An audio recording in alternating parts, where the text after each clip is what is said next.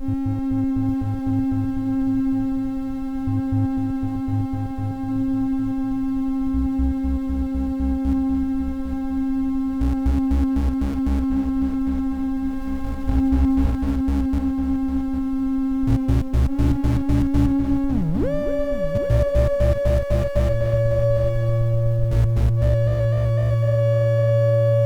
several years, off and on, I've been trying to build an optical controller for my dad's Lyra-8 synthesizer. My first idea was to use light-dependent resistors, but by themselves they didn't work. When connected through a light-dependent resistor, the envelopes would turn on and drone regardless of the resistance value.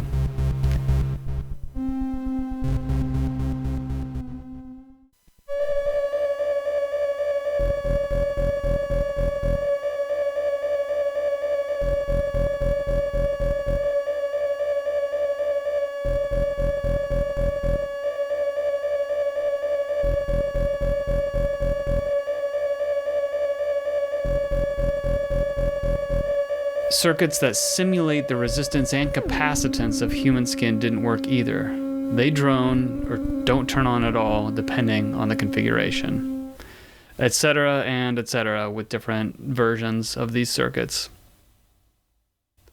What I finally realized is that the Lyra's touch controls are basically just on-off switches in an electrical sense.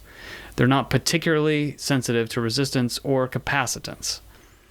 I measured a small voltage on the upper sensors, and when that voltage is connected to the lower sensor, usually through your finger, or a coin or something like that, the oscillator's envelope opens and you can hear it. So what I needed was a component that functions as an optically controlled switch. And what type of component is that? A photodiode. Testing with a photodiode, a current-limiting resistor, and a pair of alligator clips resulted in success. Light control over the Lyra's envelopes.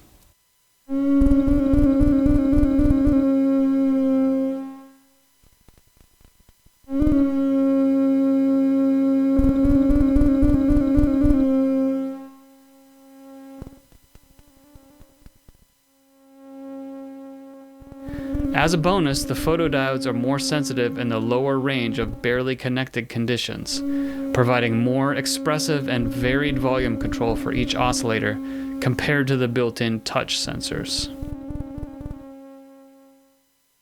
In my testing, the value of the current limiting resistor that protects the diode did not matter.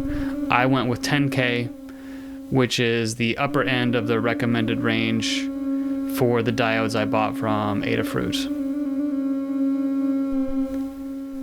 The next step toward having an actual controller is to make contact with the Lyra's built-in sensors.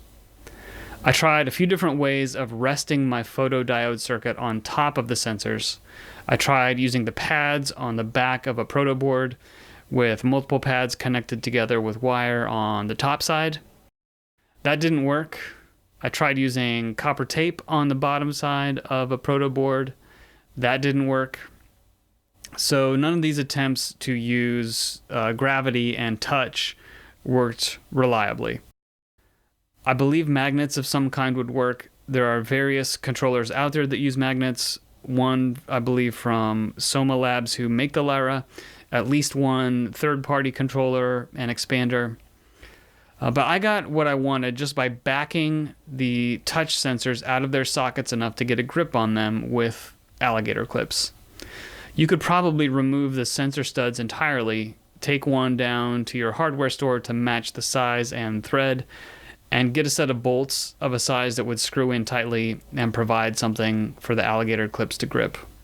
For the final build, I soldered 8 of the photodiode light sensor circuits to a common ground bus and mounted them to a cleaned up piece of scrap poplar. It would be cool to make them in smaller sets, 2 or 4 or odd numbers, so that the controllers could be spread out from each other and receive different light sources. You could almost do a type of art installation with something like a disco ball or light coming through trees into a room or into an outdoor space and casting different shadows onto the light sensors.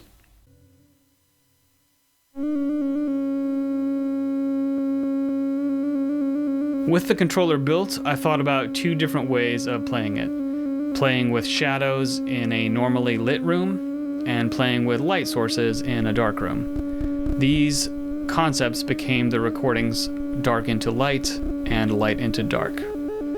For Dark into Light, I prepared the space by hanging an irregular piece of cardboard from a loop of string and attached that to the ceiling. I performed the synthesizer controls normally, and the light controller with a flashlight, the piece of cardboard hanging and moving around, a handkerchief for covering some of the sensors and leaving them covered for a time, and my hands.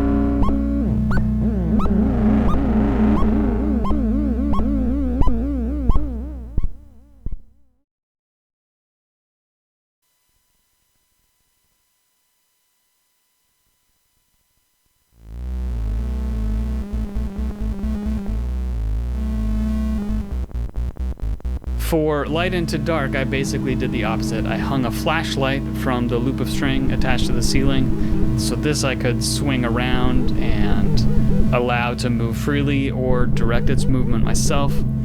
I performed much the same way, but the ambient light conditions were reversed.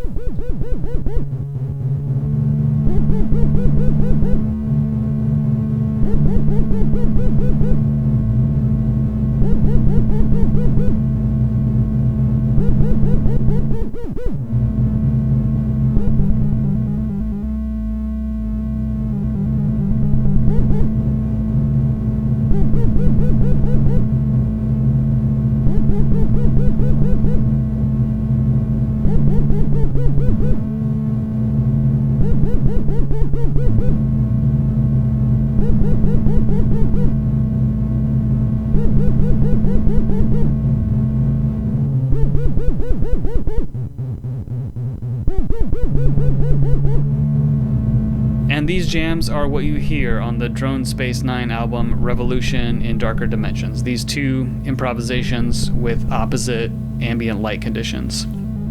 You can buy the album or stream it for free at mrfuriousrecords.bandcamp.com, link in the description, or you can stream it on your major streaming platforms. Thanks for listening.